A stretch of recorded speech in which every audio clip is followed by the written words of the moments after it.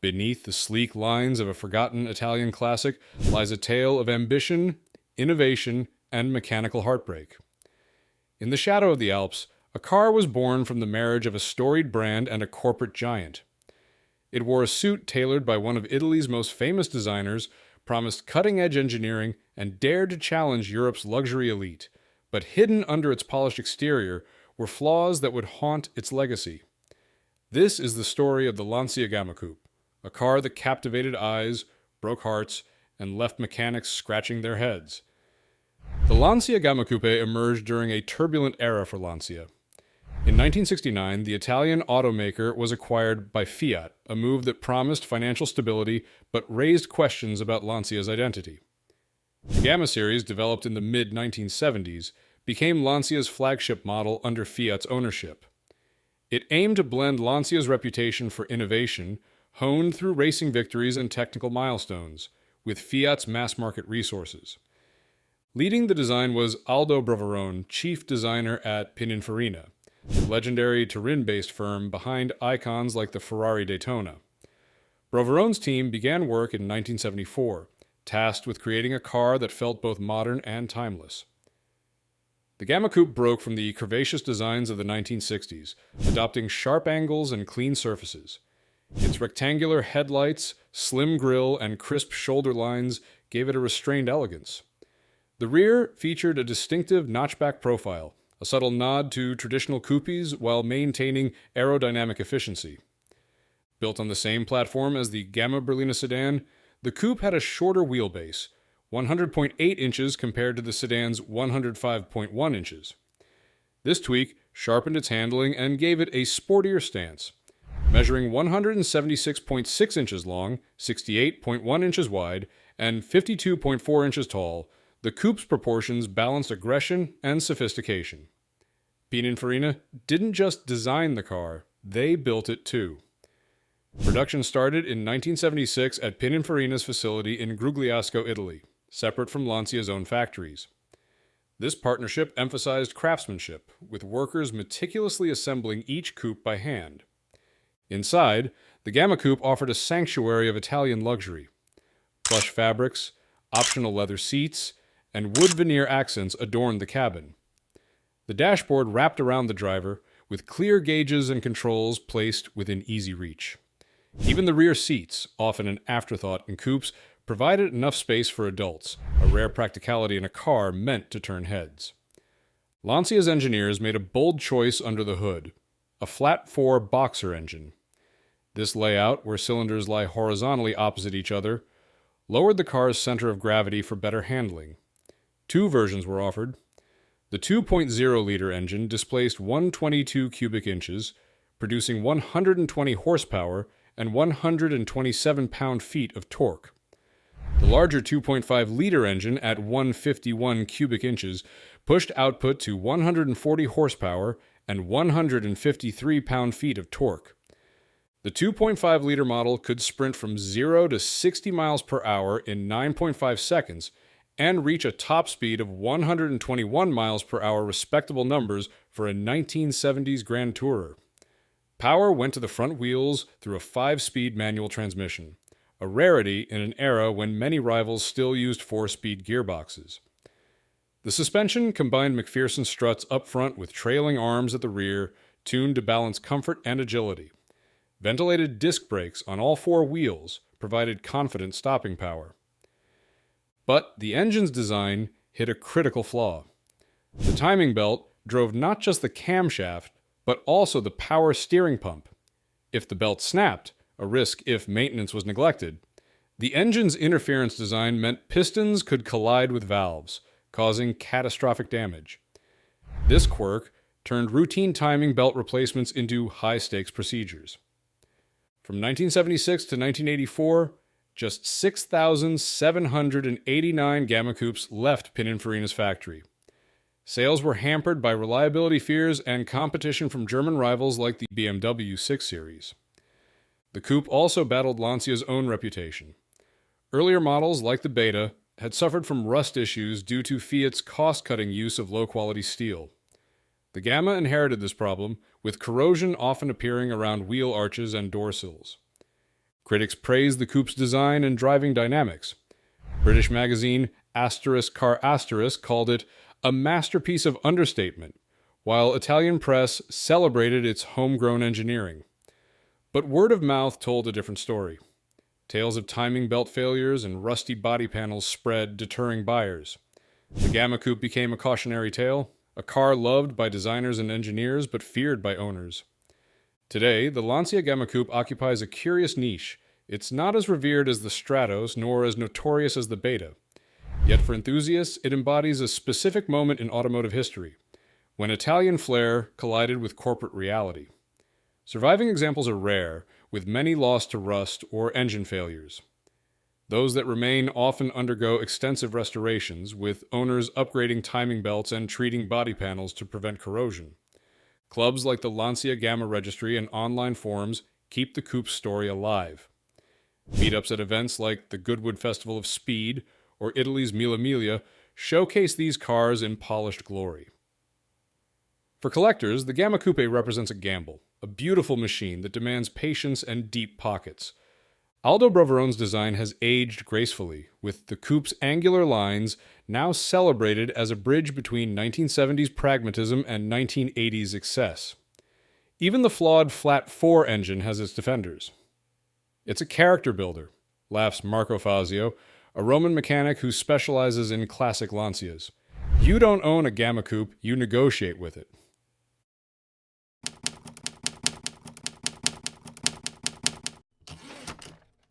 In the bustling world of automotive design, few cars captured the imagination quite like those born from World Expositions. In 1966, as the world prepared for Expo 67 in Montreal, Canada, a unique request landed on the desk of Alfa Romeo's executives. They were tasked with creating something extraordinary, a car that would represent humanity's ultimate automotive aspirations. What emerged from this commission would become one of the most intriguing stories in automotive history, featuring a young designer's vision, a race car's heart, and a journey from concept to reality that would challenge conventional automotive design. This is the story of a car that wasn't supposed to be a production model, but fate had other plans. In August 1966, when Alfa Romeo received the commission for Expo 67, the automotive world was in a state of rapid evolution. The challenge was clear: create two concept cars that would embody the exposition's theme of man and his world. The Italian automaker turned to Bertone, one of Italy's most prestigious design houses, where a talented young designer named Marcello Gandini would take the lead on this crucial project. Gandini, already making waves in the industry with his work on the Lamborghini Miura, approached the project with fresh eyes and bold ideas. The initial concept cars were built on Alfa Romeo's existing Giulia chassis, a decision driven by time and budget constraints. Despite these limitations, Gandini's design was revolutionary. He crafted a two-door 2+2 coupe that featured elements never before seen in production vehicles. The most striking features were the louvered headlight grills, which would become one of the car's most recognizable characteristics. The side air intakes behind the doors and the unique treatment of the B and C pillars gave the impression of a mid-engine layout, even though the car actually housed its engine in the front. At Expo 67, the two pearl-white prototypes made their debut in a dramatic fashion. Positioned between mirrors, the cars created a mesmerizing optical illusion that multiplied their presence, drawing countless visitors who began referring to them simply as the Montreal. The public's response was so overwhelming that Alfa Romeo's executives began seriously considering turning this show car into a production reality. The transition from concept to production car brought significant changes, most notably in the powertrain department. Instead of using the concept's modest 1.6-liter four-cylinder engine, Alfa Romeo made a bold decision to equip the production Montreal with a 2.6-liter V8 engine. This wasn't just any V8, it was derived from their successful Tipo 33 race cars, featuring sophisticated double overhead camshafts and Spica mechanical fuel injection. The engine produced an impressive 200 horsepower at 6,500 revolutions per minute and 173 pound-feet of torque at 4,750 revolutions per minute. The Montreal's chassis and suspension setup was equally impressive for its time. The front suspension utilized double wishbones with coil springs and dampers, while the rear featured a live axle with a limited slip differential. This combination was built upon the Giulia 105 series platform, known for its excellent handling characteristics. The braking system was ahead of its time, featuring ventilated disc brakes on all four wheels, ensuring reliable stopping power for the powerful Grand Tourer. The retractable headlight grills remained one of the Montreal's most distinctive features in the production version. When the headlights were turned off, these grills would cover them completely, maintaining the car's sleek profile. Upon activation, they would gracefully retract, revealing the headlights beneath. This mechanical ballet became a signature element of the Montreal's character. Inside the cabin, Alfa Romeo created an environment that balanced sportiness with luxury. The interior featured high-quality leather upholstery and wood trim, while the dashboard housed a comprehensive instrument cluster designed by Paolo Martin. This cluster combined circular dials with auxiliary gauges in a layout that was both functional and aesthetically pleasing. Modern amenities like air conditioning and power windows were included, making the Montreal a true grand touring car.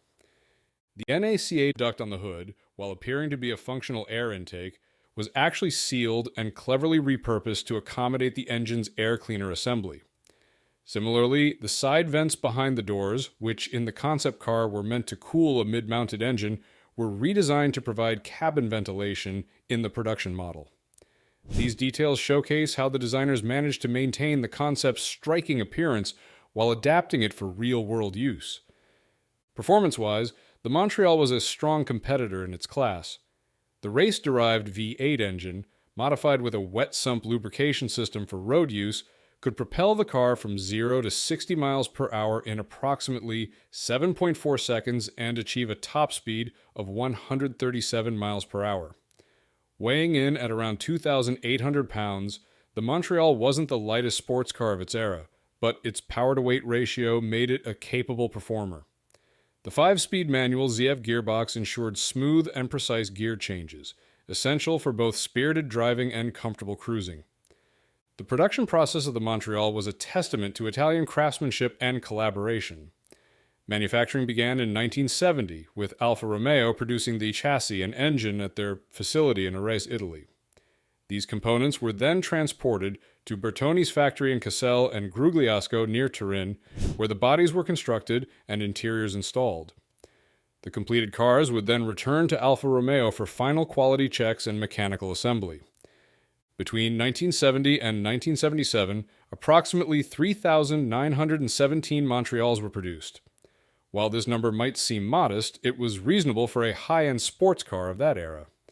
The Montreal was positioned to compete with prestigious models like the Jaguar E-Type and Porsche 911, but its relatively high price point made it a more exclusive choice. The timing of its release coincided with the global oil crisis of the early 1970s, which affected sales of many high-performance vehicles. The Montreal's sophisticated V8 engine, while impressive in performance, was relatively fuel-hungry, which became a significant consideration for potential buyers during the fuel crisis. This factor, combined with the car's premium pricing, contributed to its limited commercial success during its production years. However, these same factors, limited production numbers, sophisticated engineering, and distinctive design, have made the Montreal increasingly desirable among collectors today. The car's impact on automotive design extends beyond its production numbers. Gandini's design elements influenced various vehicles that followed, and the Montreal's advanced features, such as the Spica fuel injection system, demonstrated Alfa Romeo's technical capabilities. The Montreal represented a unique moment in automotive history when artistic vision and engineering excellence combined to create something truly special. The Montreal's journey from concept to production, its sophisticated engineering solutions, and its distinctive design elements continue to fascinate automotive enthusiasts and historians. It represents a time when automotive designers and engineers were pushing boundaries, creating vehicles that were not just means of transportation, but rolling works of art. The Montreal story reminds us that sometimes the most interesting automotive creations arise from unique circumstances and bold decisions, even if they don't achieve immediate commercial success.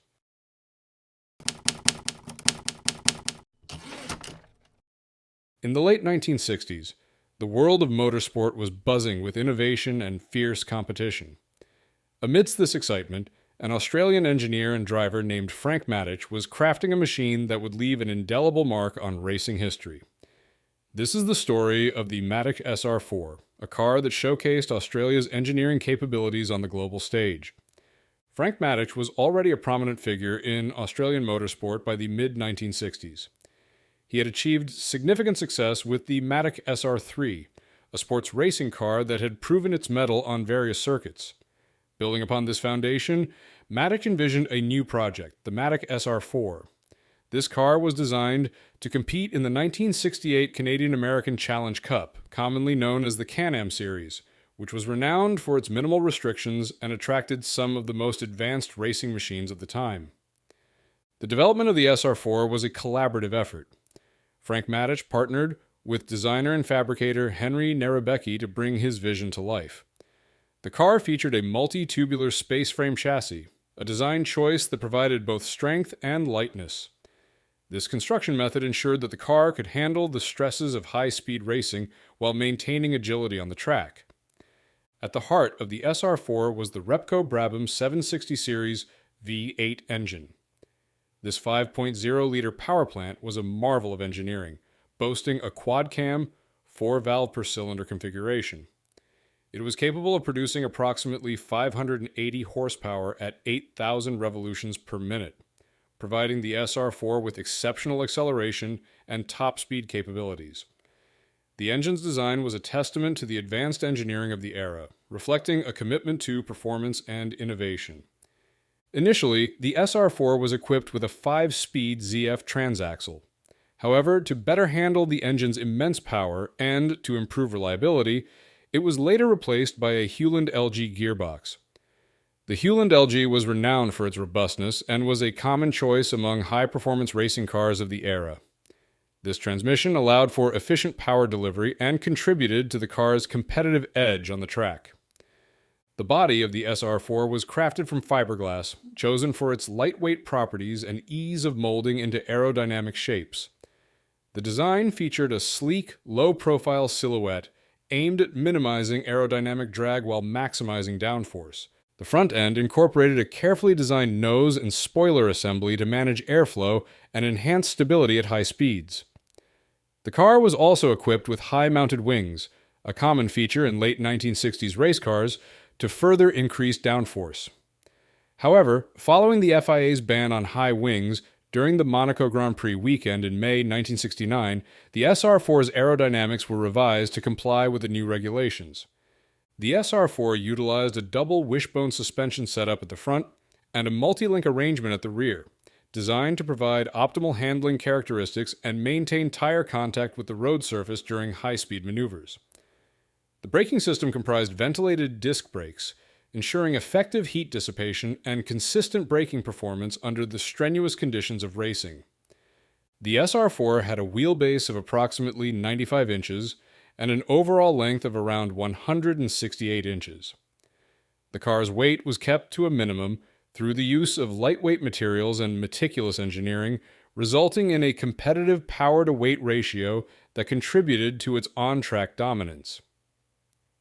Despite its initial intention for the Can-Am series, delays in both chassis and engine development meant that the SR4 was not ready in time for the 1968 season. Instead, Frank Matic decided to debut the car in Australia, where it quickly established itself as a formidable competitor. In 1969, the inaugural Australian Sports Car Championship was held, consisting of 3 heats at different circuits: Warwick Farm, Surfers Paradise, and Sandown.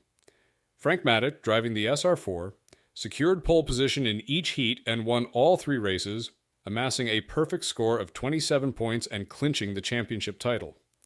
His closest competitor was Don O'Sullivan, driving a Matic SR3 Repco, who finished with 16 points. Throughout its racing career, the SR4 set multiple outright lap records at prominent Australian circuits. Notably, it established new benchmarks at Bathurst, Calder Park, Catalina Park, Sandown, Surfers Paradise, and Warwick Farm. These records underscored the car's superior performance and Matic's driving prowess. Over its competitive lifespan, The SR4 participated in 19 races, achieving 15 wins and securing pole position in each event. The car also recorded 8 outright lap records. Its only defeat was a second-place finish due to a throttle spring issue that necessitated a pit stop. After its dominant performance in the 1969 Australian Sports Car Championship, the Matich SR4 was retired from active competition. The car had little left to prove in Australia, having set multiple lap records and secured numerous victories. Additionally, changes in international racing regulations and the emergence of new racing categories made further competition for the SR4 less viable. Frank Matich shifted his focus to the burgeoning Formula 5000 series, leading to the SR4's retirement. Following its retirement, the SR4 was acquired by Repco, the engine manufacturer that had collaborated with Matich on the car's development. Repco used the SR4 as a display piece, showcasing it at various automotive museums, including the Birdwood and Launceston Auto Museums. During this period, the car underwent a cosmetic restoration by Don Halpin, which focused on preserving its appearance for exhibition purposes. In the early 2000s, a more comprehensive restoration of the Matich SR4 was initiated. Nigel Tate, a former Repco engineer who had been involved with the SR4 during its racing days, managed the restoration process. A significant milestone was the acquisition of a complete and running engine from Les Wright, which made a full restoration feasible. Jim Hardman undertook the restoration work, focusing on both the chassis and the engine. The engine installed during this restoration was an ex-Jack Brabham Indy engine of 4.2 liters. Similar in appearance to the original 5-liter unit, but configured to run on petrol instead of methanol. A 5-liter engine was also prepared to maintain the car's historical accuracy. The Matich SR4 remains a significant piece of Australian motorsport history, reflecting the innovation and engineering excellence of its era. Its preservation allows enthusiasts and historians to appreciate the advancements in racing technology achieved during the late 1960s.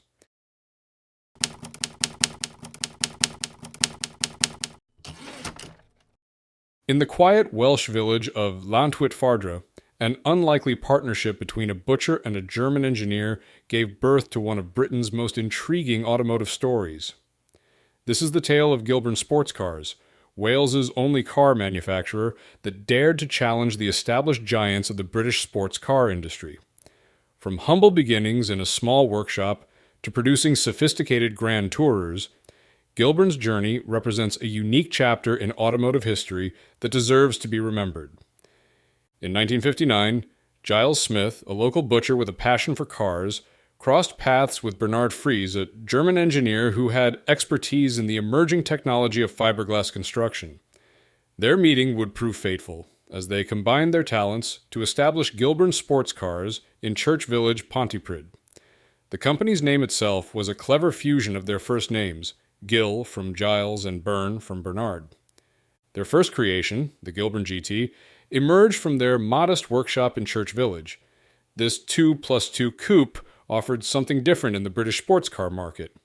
Initially powered by either a 948cc BMC A-Series engine or a 1098cc Coventry Climax engine, the GT featured a chassis crafted from square steel tubing and front suspension borrowed from the Austin A35. The car's most distinctive feature was its one-piece fiberglass body, showcasing Fries's mastery of the material. The GT was primarily sold as a kit car, though customers received the body fully trimmed and painted, a level of completion unusual for kit cars of the era. As demand grew, the company relocated to larger premises at the old Red Ash Colliery in Llantwit. The GT evolved with the times, later versions adopting larger power plants including the 1500cc or 1600cc MGA engine, and ultimately the 1800cc MGB engine, at which point it was renamed the GT 1800. By 1966, Gilburn was ready to take a bold step forward with the introduction of the Genie. This new model marked the company's ambition to move upmarket. The Genie could be equipped with either a 2.5-liter or 3.0-liter Ford Essex V6 engine, paired with a manual gearbox featuring an optional overdrive. The car utilized BMC components, including steering and back axle parts from the MGB, though the rear suspension was modified with coil spring/damper units and trailing arms. Most Genies featured a twin-choke Weber carburetor, though a select few were built with the more sophisticated Tech-Element-Jackson fuel injection system. The rear axle setup was initially located with a panhard rod, later upgraded to a Watts linkage for improved handling. By 1969, a complete Genie would set buyers back around £2,000, a considerable sum for the time. The company's flagship model, the Invader, arrived in July 1969. Building upon the Genie's foundation, the Invader represented everything Gilbern had learned about sports car manufacturing. The chassis was strengthened, and the front suspension now came from the MGC. Larger brakes were fitted to address previous criticism about stopping power. The interior received a luxury upgrade, featuring electric windows and a walnut veneered dashboard. Under the hood, the Invader housed a 3.0-liter Ford Essex V6 engine, producing 141 horsepower at 4,750 revolutions per minute and 181 pound-feet of torque at 3,000 revolutions per minute. This power plant could propel the car to a top speed of 115 miles per hour, with 0 to 60 miles per hour achieved in approximately 10.7 seconds, respectable figures for a grand tour of its era. The Invader's fiberglass body housed a practical 2+2 seating arrangement, making it suitable for both sporting enthusiasts and small families. In 1970, Gilbern introduced a shooting brake estate version, adding versatility to the range. Buyers could choose between automatic transmissions or manual gearboxes with overdrive. The model evolved through 3 distinct marks. The Mark II, introduced in 1971, brought flush-fitting door handles and standard alloy wheels. The Mark III of 1972 represented the most comprehensive update, featuring a wider lower body and Ford Cortina-sourced front suspension. The track width increased by 4 inches, necessitating flared wheel arches that gave the car a more muscular appearance. Despite these technical achievements, Gilbern faced significant challenges. The company changed hands several times after the founders sold it to Ace Capital Holdings Limited in 1968. Subsequent owners included Mecca Limited, Maurice Collins, and Mike Leather. Each ownership change brought new direction, but also disrupted long-term planning and stability. The early 1970s brought additional challenges. The introduction of value-added tax in 1973 increased the cost of kit cars, while the oil crisis of the same year dampened enthusiasm for powerful sports cars. These factors, combined with the management upheaval, proved too much for the small Welsh manufacturer. Production numbers tell the story of Gilbern's brief but significant impact. The Invader proved to be their most successful model, with approximately 603 units produced. Today, surviving examples are prized by collectors and enthusiasts, representing a unique combination of Welsh enterprise, German engineering expertise, and British sports car tradition. The Gilbern story demonstrates how passion and engineering excellence can create remarkable automobiles even with limited resources. Operating from their Welsh base, they challenged established manufacturers with innovative designs and construction techniques. While the company's lifespan was relatively short, their achievements in producing sophisticated grand tourers from a former colliery in Wales remain impressive. The legacy of Gilbern extends beyond the cars themselves. They proved that with the right combination of skills, determination, and innovation, it was possible to establish a successful specialty car manufacturer even in an era dominated by large automotive corporations. The company's story continues to inspire enthusiasts and entrepreneurs, demonstrating that great things can emerge from unlikely beginnings.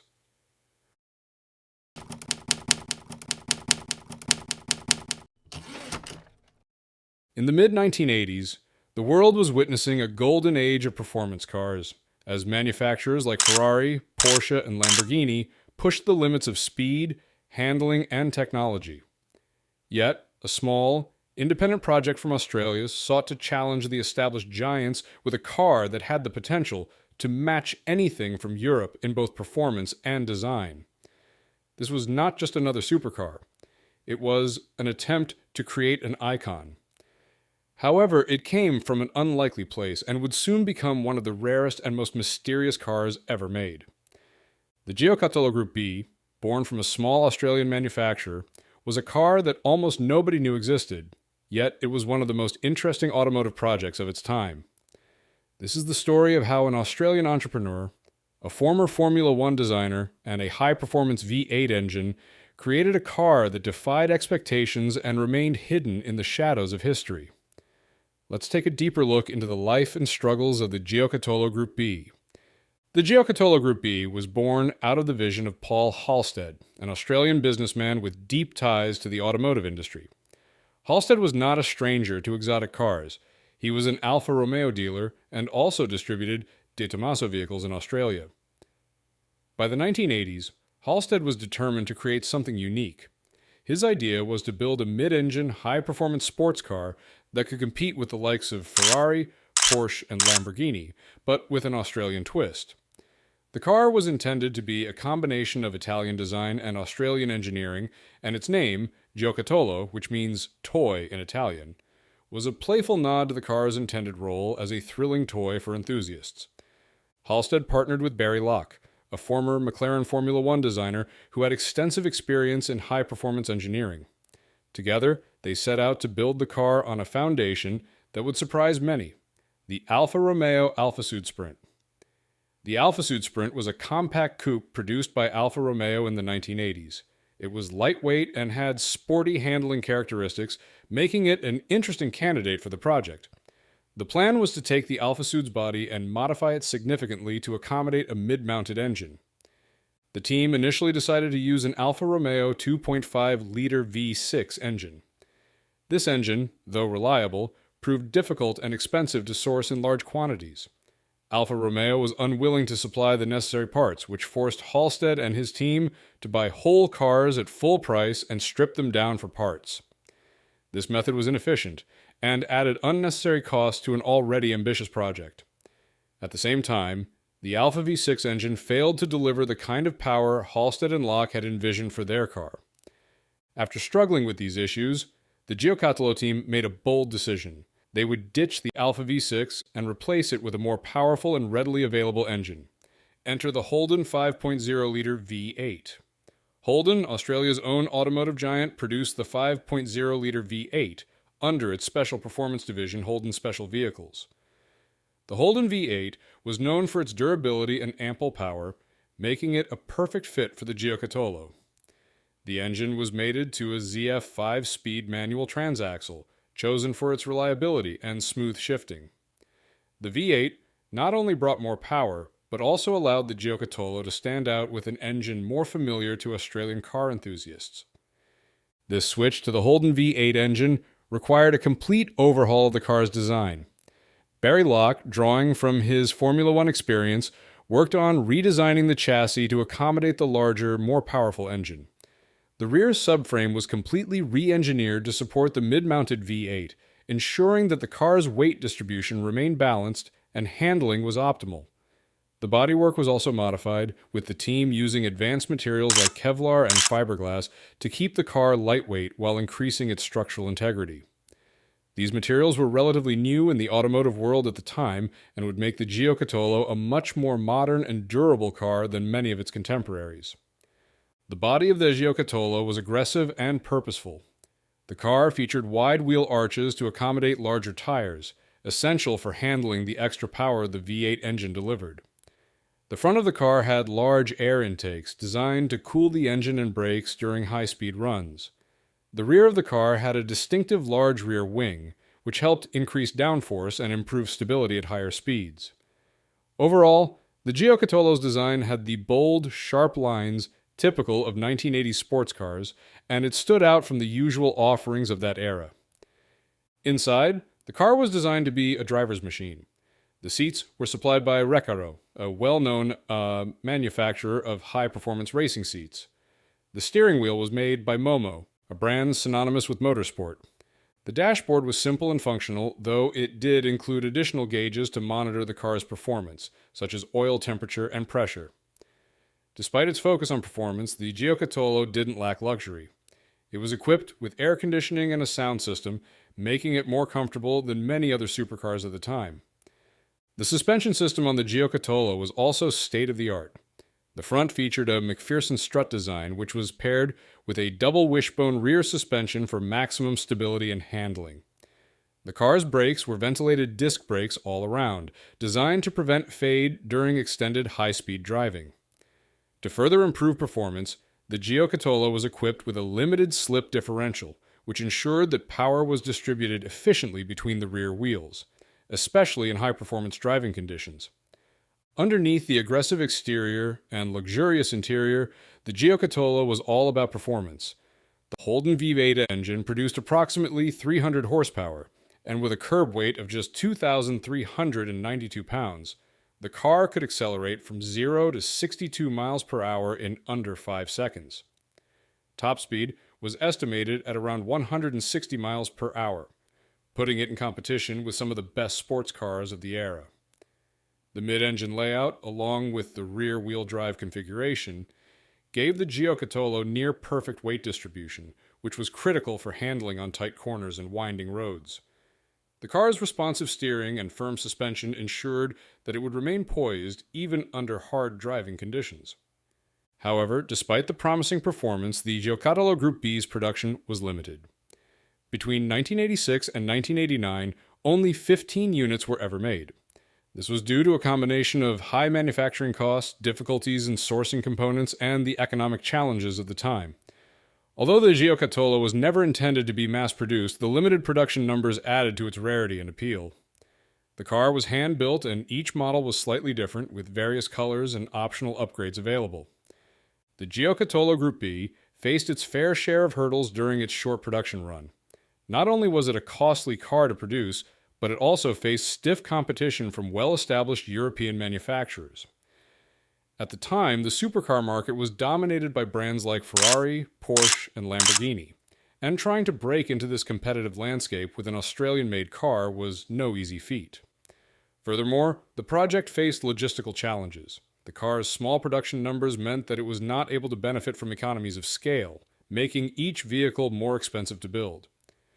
Despite these hurdles, the Giocattolo Group B still gained a small but loyal following. Those who had the opportunity to own one of these cars appreciated the unique blend of Italian design and Australian engineering. The car's rarity and performance made it a prized possession among collectors, and the Giocattolo soon became a piece of automotive history. Today, only 14 of the original 15 cars still exist, and one, a model designated build number 007, was tragically destroyed in a high-speed crash in 2001. The Giocattolo Group B remains one of the most intriguing automotive projects of the 1980s. While it may not have achieved the level of success that its creators hoped for, it stands as an example of bold innovation and ambition. In a world dominated by European supercar manufacturers, the Giocattolo represented a daring attempt by an Australian company to create a car that could compete with the best. Its rarity, engineering, and the story behind its creation ensure that it will never be forgotten.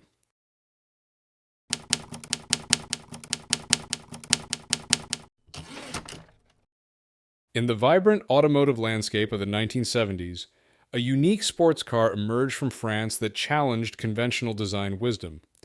With its striking looks and an interior layout that no one had dared to try before, the Matra Simca Bagheera represented a bold vision of what a sports car could be.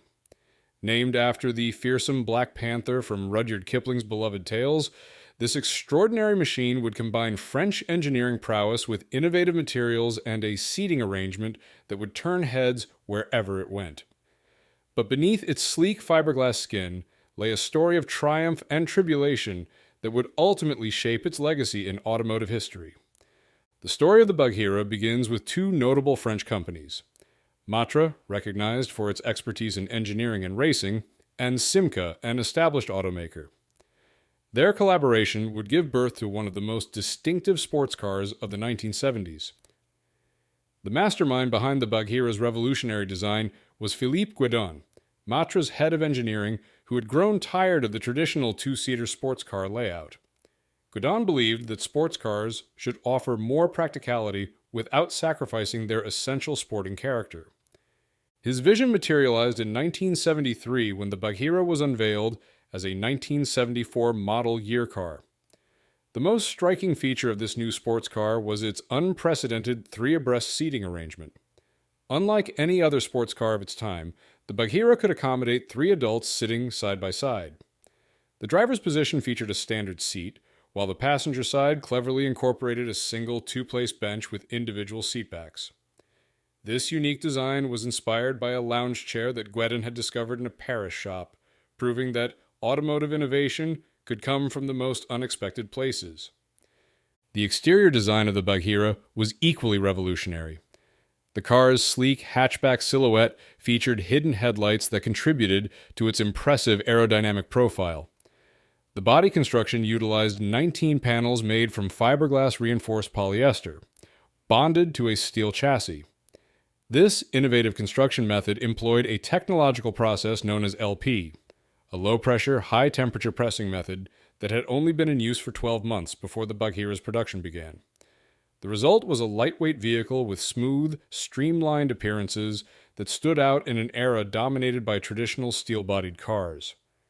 Under the skin, the Bagheera initially housed a 1.3-liter inline-4 Poissy engine borrowed from the Simca 1100 Ti. This overhead valve engine produced 84 horsepower at 6,000 revolutions per minute, which was a slight improvement over its output in the donor car.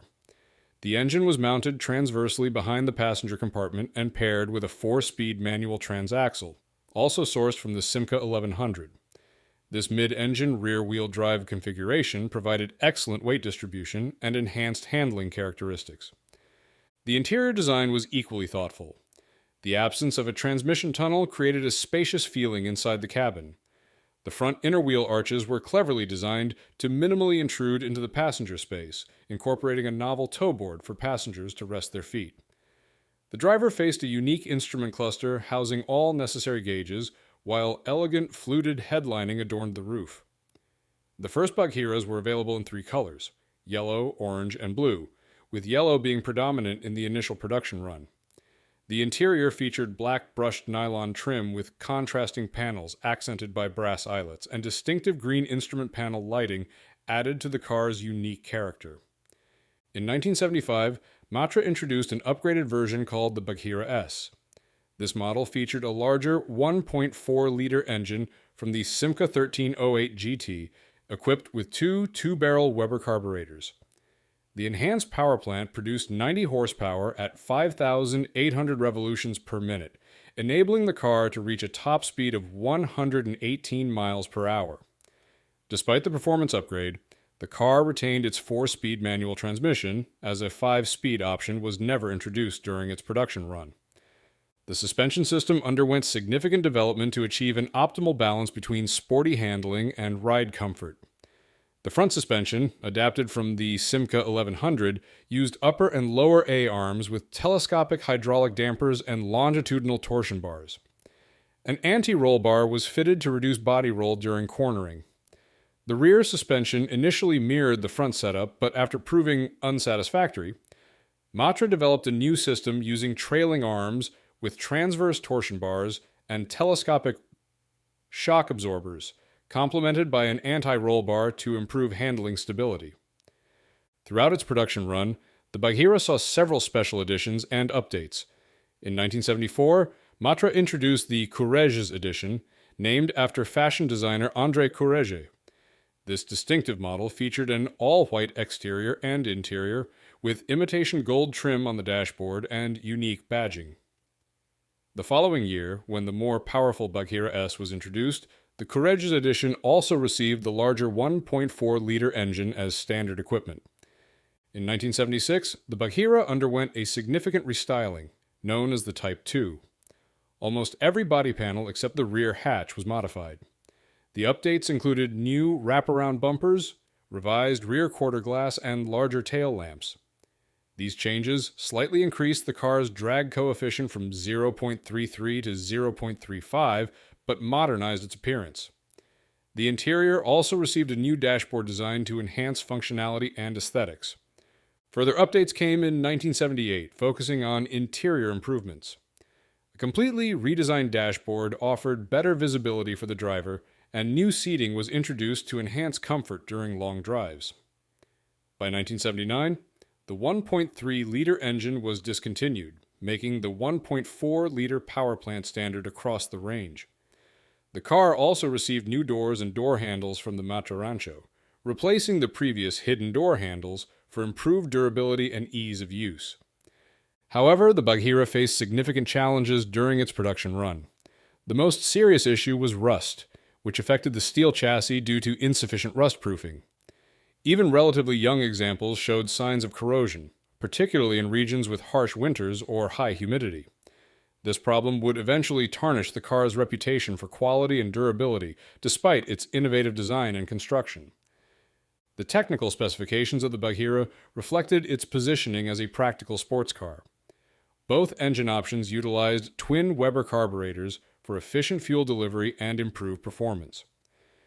The braking system combined front disc brakes with rear drums, providing adequate stopping power for the approximately 984-pound vehicle. The car's compact dimensions, measuring about 165 inches in length, contributed to its agile handling characteristics. When introduced, the Bagheera received considerable praise for its innovative design and practical features. The three-seat layout, in particular, set it apart from conventional sports cars, offering unique versatility without compromising its sporting character. The aerodynamic shape and fiberglass body construction were also ahead of their time, showcasing technologies that would become more common in later decades. Despite these advantages, several factors limited the Bagheera's success. Beyond the rust issues, the relatively modest power output of its engines made it less competitive against contemporary rivals like the Fiat X1/9 and Porsche 914. The lack of a 5-speed transmission option also hurt its appeal among enthusiasts who desired better high-speed cruising capability. Production of the Bagheera concluded in 1980, with a total of 47,802 units built at Matra's factory in Romorantin, France. While this number was respectable for a niche sports car, it fell short of Matra's expectations. The company's next model, the Matra Morena, would address many of the Bagheera's shortcomings by incorporating a galvanized steel chassis to prevent rust and offering a 5-speed transmission. Today, the Matra Simca Bagheera holds a special place in automotive history.